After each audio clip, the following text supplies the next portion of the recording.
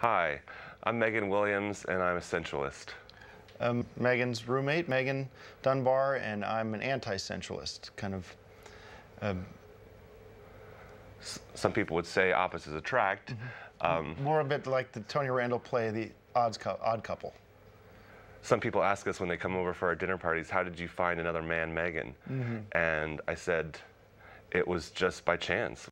Well, we met barn shopping. I was shopping for a barn because I collect classic cars. Classic car. I have one classic car that I would prefer to keep not in just an old garage. I don't remember why you were shopping for a barn. I actually wasn't. I was doing some maintenance on that barn. I insulate a lot of copper tubing and copper pipes, and when I saw the real estate agent say, okay, Megan, let's show you this end of the barn, I lifted my head up and I saw this beautiful short-haired blonde, and she did a spin around and I saw a bushy beard on a man face, and I said, hey, I didn't work out with the sex, but maybe I could get a roommate going with two Megans. Hopefully he won't find out about that I'm a true Mohegan. And eventually he did, and he does bring it up at a lot of dinner parties, and he embarrasses me. It was a law of the flip of the coin. In other words, it was a random chance. My name is Megan because my father thought we were having a woman. He was having a child that was going to be a woman, and they had already decided on Megan, and he was a very stalwart figure at the time, and he refused it. Stubborn as a bunny, he wouldn't change his mind. I was actually born, my official name on my birth certificate is Mohegan, and that's because I was born in Mohegan, Delaware, which is right near Wilmington. And at school, people would say, what's your name? And I say, Mohegan.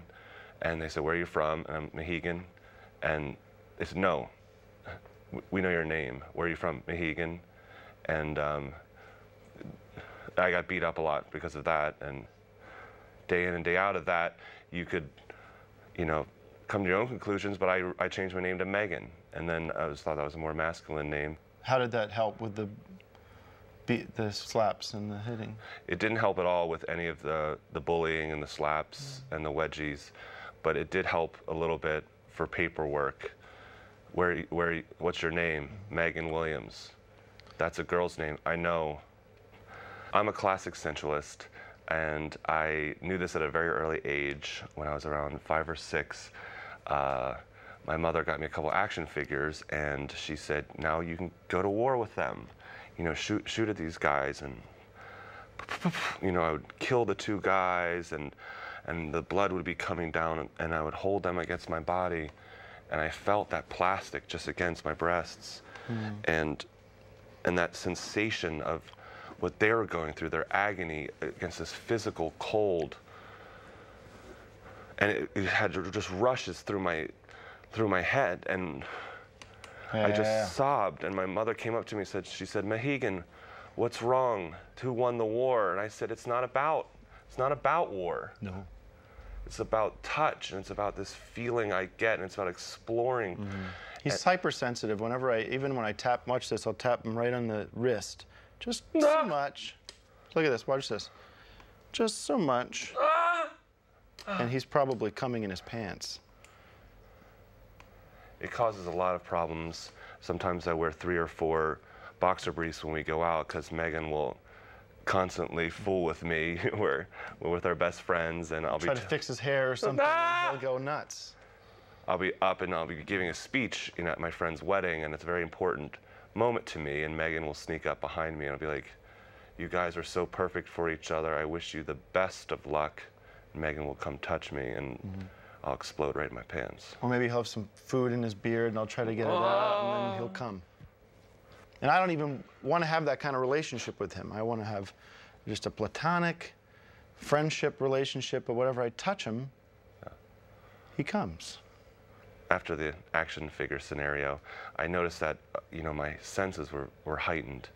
And one day my mom was making brownies, and I walked over to the kitchen, and I pulled on that oven door, and I took a big whiff of the odor and the warmth of those brownies. And you can imagine how that smells.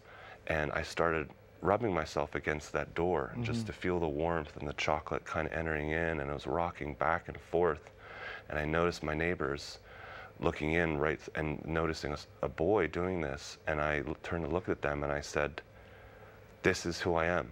I'm a sensualist. I'm exploring all parts of my body, and I'm inhaling the brownie, and my mom's watching, and it's like a beautiful symphony of families watching a young boy experiencing an oven for the first time. Well, I unfortunately, on the other hand, suffer from dendiotis, which is the lack of feeling in my skin and my nose and my mouth and my tongue. Here's an example of how I meet someone being a sensualist. Hi, how are you? I'm Megan. And then he's into this. Right, so. And I just take him in. He enjoys it. He enjoys my smell, and I haven't even showered for a while.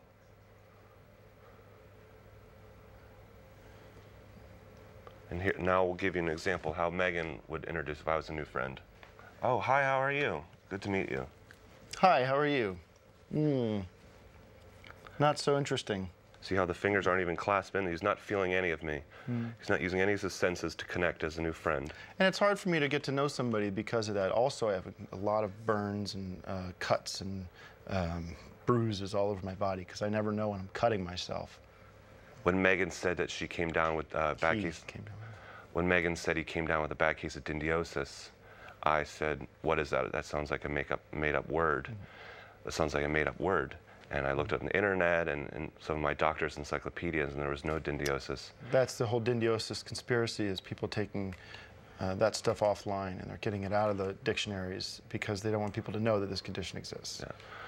And I think that's really at the core, that's what makes us work. There's one Megan that, you know, I'm empowered with my senses, and another Megan that has dendiosis, which is pretty much the opposite of that, is no feeling and really no respect for his roommate in many ways.